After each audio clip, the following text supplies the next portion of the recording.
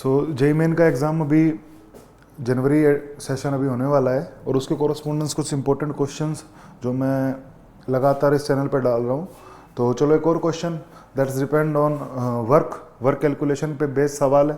इस क्वेश्चन को ध्यान से देखते देखो क्या दे रखा है। A man applying a force F upon a spring in the stationery. देखो इस सिचुएशन में एक आदमी किसी कार्ट एक स्प्रिंग के ऊपर फोर्स लगा रहा है एफ, ठीक है ना। एफ फोर्स लगने के बाद ये जो अपनी कार्ट है और वो मैन है वो क्या साहब V velocity constant V velocity से क्या मूव कर रहे हैं। उसके बाद हमें क्या पता है भैया, टी टाइम के कोरस्पोंडेंस वो एक एल डिस्टेंस को कवर कर लेता है। सर कितना डिस्टेंस कवर कर लेता है, एल।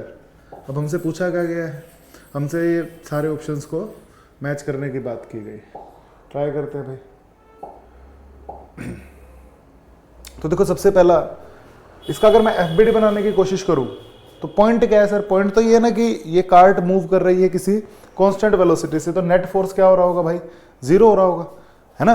नेट फोर्स जीरो हो रहा होगा, इसका मतलब क्या, मैं सबसे पहले कार्ट को बना लेता हूं। This is our cart and suppose this is the man. ये सब क्या है, मैन है। अब जो फोर्सेस इसके ऊपर लग रहे हैं उसको समझते हैं थोड़ा सा।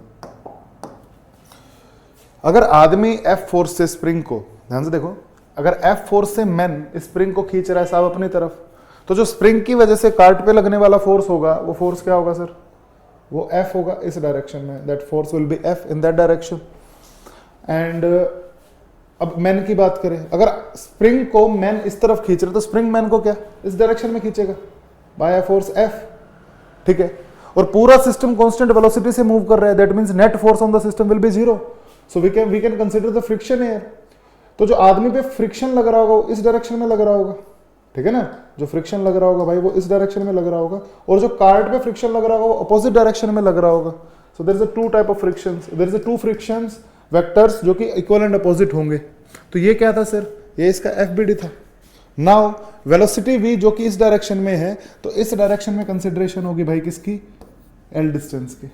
अब देखो मैं फ्रेम की बात कर रहा हूं ग्राउंड फ्रेम के हिसाब से।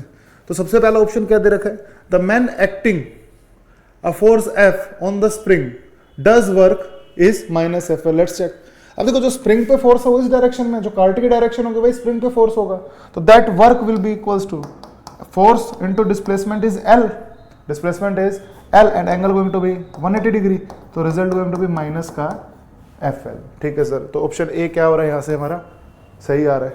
Now option B, the total work performed by the man on compartment plus spring. Spring और कंपार्टमेंट की बात करें तो देखो work done by the spring force, जो स्प्रिंग का वर्क आया वो माइनस एफ एल आया, ठीक है। और मैन ने जो फ्रिक्शनल फोर्स लगाया था कंपार्टमेंट के ऊपर वो किस डायरेक्शन में था सर, इस डायरेक्शन में था। और डिस्प्लेसमेंट क्या होगी, डिस्प्लेसमेंट भी इस डायरेक्शन में होगी, तो that work will be also equals to F L and here is the angle 0 degree between the force and displacement, so that will be plus का F L.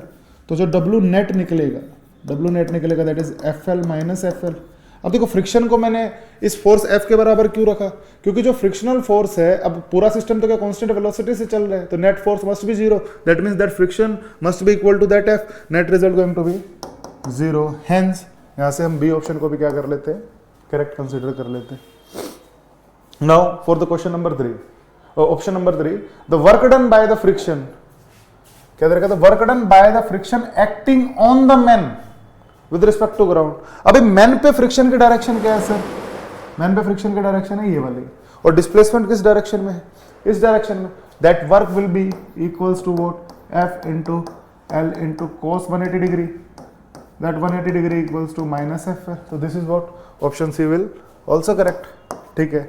Now option D, the total work done by the man with respect to ground is minus F L.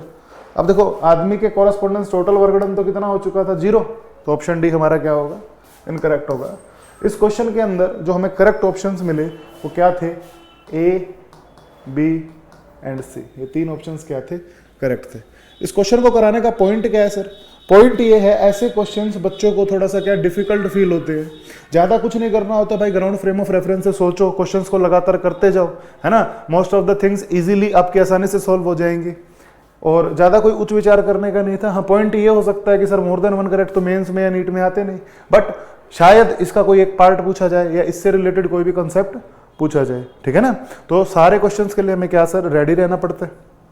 और जितने भी questions बच्चे practice कर रहे होंगे या करते होंगे, उनको इस प्रकार के क्वेश्चंस को क्या कंसिडरेशन में लेना चाहिए, ठीक है ना। क्योंकि आजकल क्या भाई, पेपर का लेवल लगातार बढ़ता जा रहा है, क्योंकि कोचिंग्स का स्तर बढ़ता जा रहा है, तो बच्चों की प्रिपरेशन क्या एक पीक लेवल तक पहुंच जानी चाहिए, ठीक है। Thank you so much.